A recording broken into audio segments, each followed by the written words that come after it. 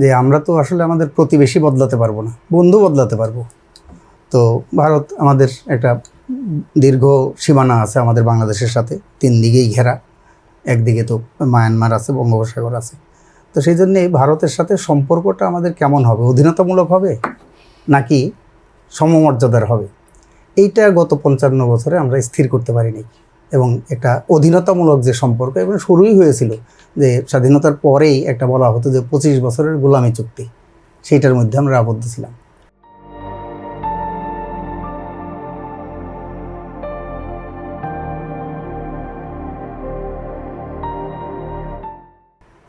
তো সেই থেকেই যে শুরু হয়ে গেছে, কোনো সরকারই আসলে তার যে ন্যায্য যে ভূমিকা, সেই ভূমিকাটা পালন করতে পারে না।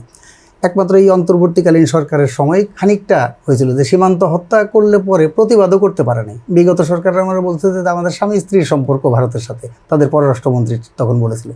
এই ধরনের মানে অধীনতামূলক সম্পর্ক ছিল। সেই জায়গা থেকে আমরা বলি যে দিল্লি যেটা বলেছিল অন্তর্বর্তীকালীন সরকারের সময়, যে তারা নির্বাচিত সরকারের সাথেই তাদের যে সম্পর্কটা, সেই সম্পর্কটা উন্নয়ন করতে, যত দ্রুত নির্বাচন হবে সেটা।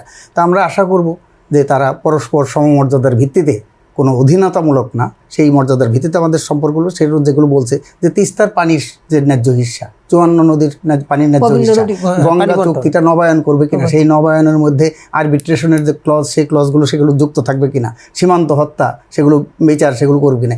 এখন দেখেন এটা কিন্তু এগ্রিমেন্টের মধ্যে আছে যে সীমান্তের মধ্যে যারা থাকবে উভয় পক্ষই, তারা লেথাল উইপন ব্যবহার করতে পারবে না। তো কিন্তু সেখানে লেথাল উইপন ব্যবহার করে সেখানে গুলি করে হত্যা করা হচ্ছে। এটা কিন্তু আইনের লঙ্ঘন এবং চুক্তির লঙ্ঘন। তো সেই ব্যাপারে বাংলাদেশকে অ্যাসার্ট করা দরকার। আর বাণিজ্য ঘাটতি তো আছেই, সেই ডাম্পিং যে চুক্তিটা সেটাও আছে এখানে, সেইগুলোর ব্যাপারে উদ্যোগ নেওয়া দরকার।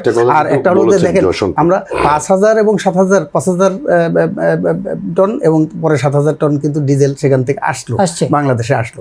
এখন যেটা বলছে যে আমরা দিল্লিকে বৈরী করে কিছু করতে পারবো না, আবার দিল্লির কাছে অধীনতামূলক মানে নতজানু হয়েও আমরা কোনো কিছু আদায় করতে পারবো না। সেই জন্য আমরা বলছি যে আমাদের যে স্বাধীনতা, সার্বভৌমত্ব, নিরাপত্তা এবং আমাদের যে মর্যাদা, সেই মর্যাদার ভিত্তিতেই আমাদেরকে সমস্ত ধরনের যে পররাষ্ট্রনীতি সেটা পরিচালিত হতে হবে। এই 55 বছরে বাংলাদেশের পররাষ্ট্রনীতি ছিল নতজানু পররাষ্ট্রনীতি। সেই নতজানু, আপনি মনে করেন যে নতজানু পররাষ্ট্রনীতির কারণে এই সুরাহাগুলো হয়, কারণে এই সুরাহাগুলো হয়নি। আমি মনে করব যে ভবিষ্যতে সেই দিকটা খেয়াল রেখে, যাতে নতজানু না হয়ে আমাদের মাথা মেরুদণ্ড সোজা করে একদম চোখে চোখ রেখে আমাদের যে কথাগুলো, সেই কথাগুলো ন্যায্য যে কথা, সেই কথাগুলো।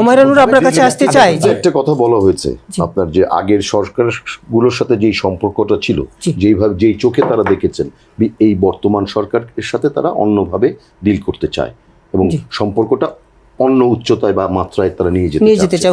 আপনার কাছে আসতে চাই, আমার সময় আমি কথা বলবো, আমি একটু এক সেকেন্ড একটু বলতে চাই। যেটা ভাই বলছেন যে স্লোগান দিয়েছে সবার আগে বাংলাদেশ, আমরা কিন্তু সবার আগে বাংলাদেশ এই স্লোগানটার যে মানে আস্থা জনগণের প্রতি যাতে রাখে, কিন্তু আমরা দেখছি অন্তর্বর্তীকালীন সরকার কিন্তু একটা বাণিজ্য চুক্তি করে গেছে। সেই বাণিজ্য চুক্তিটা আমাদের জাতীয় স্বার্থ বিরোধী। কাজে সেই বাণিজ্য চুক্তি যদি বাতিল না করে, ইতিমধ্যে মালয়েশিয়া তাদের চুক্তি বাতিল করেছে, ভারত স্থগিত করেছে আমেরিকার সাথে এই চুক্তিগুলো, সেটাই আমেরিকার সাথে কথা বলছি। সেই চুক্তি যদি বাতিল না করে, তাহলে কিন্তু এই যে তারেক রহমান সাহেব যে সবার আগে বাংলাদেশ স্লোগান দিয়েছে, সেটা সবার আগে মার্কিন যুক্তরাষ্ট্র, সবার আগে আমেরিকা স্লোগানে পরিণত হবে।